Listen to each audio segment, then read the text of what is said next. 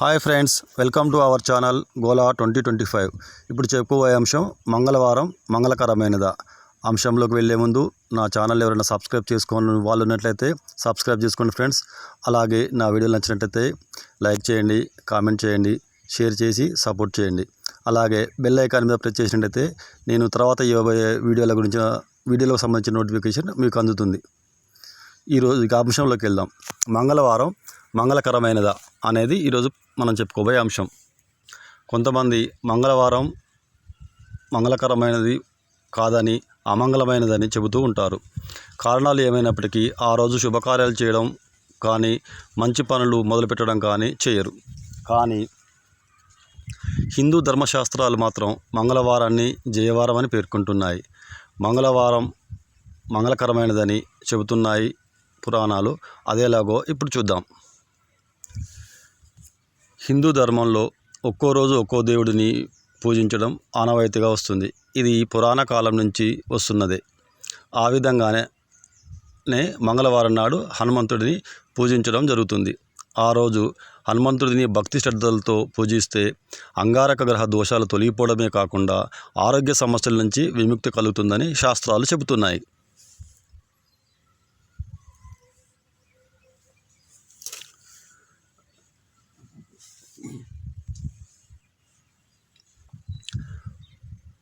మరి మంగళవారమే హనుమంతుడిని ఎందుకు పూజిస్తారు?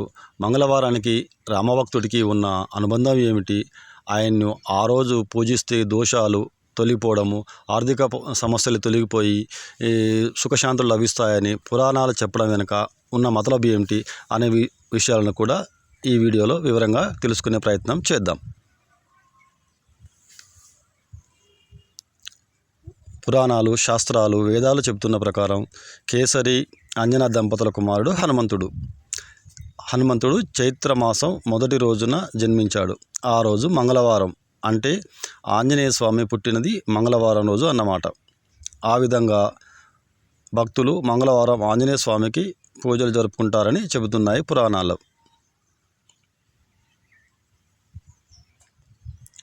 హనుమంతుడి పుట్టినరోజైన మంగళవారం నాడు పవనపుత్రుడిని పూజిస్తే కష్టాలన్నీ తొలగిపోతాయని నమ్ముతూ ఉంటారు. అదేవిధంగా శ్రీరాముని పట్ల విధేయత, భక్తికి పేరుగాంచిన మారుతి బలము, జ్ఞానానికి కూడా ప్రసిద్ధి అని అవన్నీ ఆంజనేయ స్వామిని పూజించడం ద్వారా తమకు సిద్ధిస్తాయని భక్తులు భావిస్తూ ఉంటారు.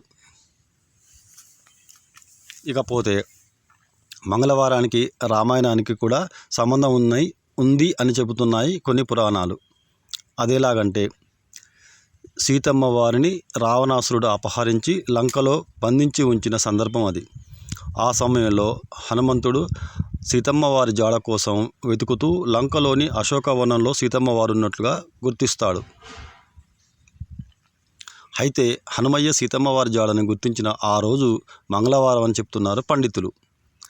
ఆ విధంగా మంగళవారం నాడు హనుమంతుడిని పూజించడం మొదలుపెట్టారని, ఇది కూడా హనుమంతుడిని మంగళవారం రోజు పూజించడానికి ఒక కారణం అని కూడా చెబుతారు పెద్దలు.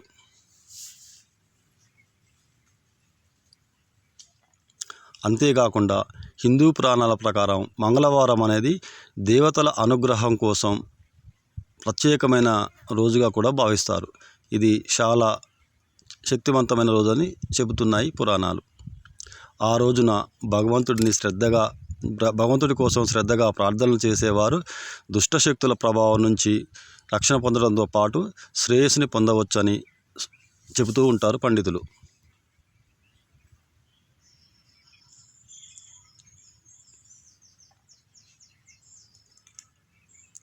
ఆర్థిక సమస్యలు మనిషి ఆత్మవిశ్వాసాన్ని పూర్తిగా దెబ్బతీస్తుంటాయి. ఎంత కష్టపడి పనిచేసినా లాభం లేకుండా ఆర్థిక సమస్యలు వెంటాడుతూ ఉంటే ఆంజనేయ స్వామిని నియమనిష్టలతో కొలవాలని పెద్దలు చెబుతారు. అంతేకాదు, మంగళవారం నాడు కొన్ని పరిహారాలు చేయడం వల్ల ఆర్థిక సమస్యల నుంచి విముక్తి లభిస్తుందని శాస్త్రాలు కూడా చెబుతున్నాయి. ఆ పరిహారాలు ఏమిటో కూడా ఒకసారి ఈ వీడియోలో తెలుసుకుందాం.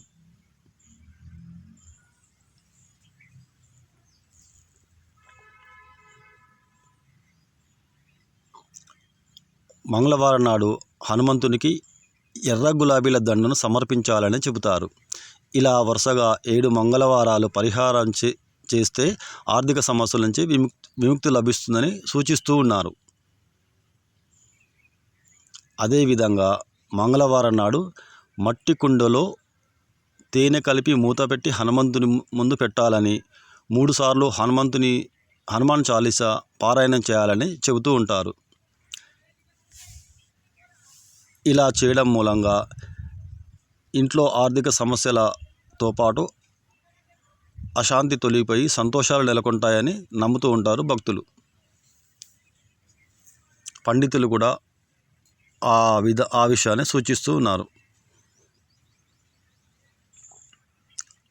అంతేకాకుండా మంగళవారం నాడు హనుమయ్యకు అత్యంత ప్రీతికరమైన శ్రీరామ స్తోత్రాన్ని పఠించడం వల్ల కూడా జీవితంలోని అన్ని కష్టాలు తొలగిపోతాయని, మనోబలం సిద్ధించి శాంతి చేకూరుతుందని ఇంకొందరు నమ్ముతూ ఉంటారు.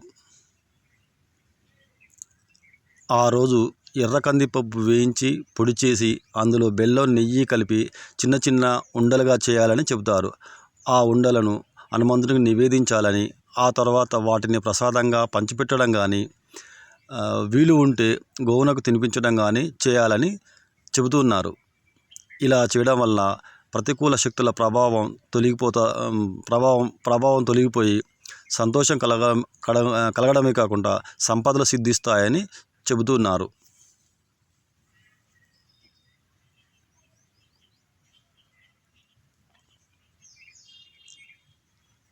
అంతేకాకుండా మంగళవారం నాడు హనుమంతుని ఆలయానికి వెళ్ళి స్వామివారి ముందున్న సింధూరాన్ని తిలకంగా ధరించాలని కూడా చెబుతారు. ఇలా 11 వారాలు చేస్తే ఐశ్వర్య ప్రాప్తి కలుగుతుందని కూడా శాస్త్రాలు చెబుతున్నాయి. ఇది ఫ్రెండ్స్, మంగళవారం నాడు హనుమంతుని పూజించడం వెనుక ఉన్న అంతరార్థం, మంగళవారం మంగళకరమని చెప్పడానికి వెనుక ఉన్న అర్థం. నేను మీ గోల. సెలవు. నా వీడియో నచ్చినట్లయితే సబ్స్క్రైబ్ చేయగలరు.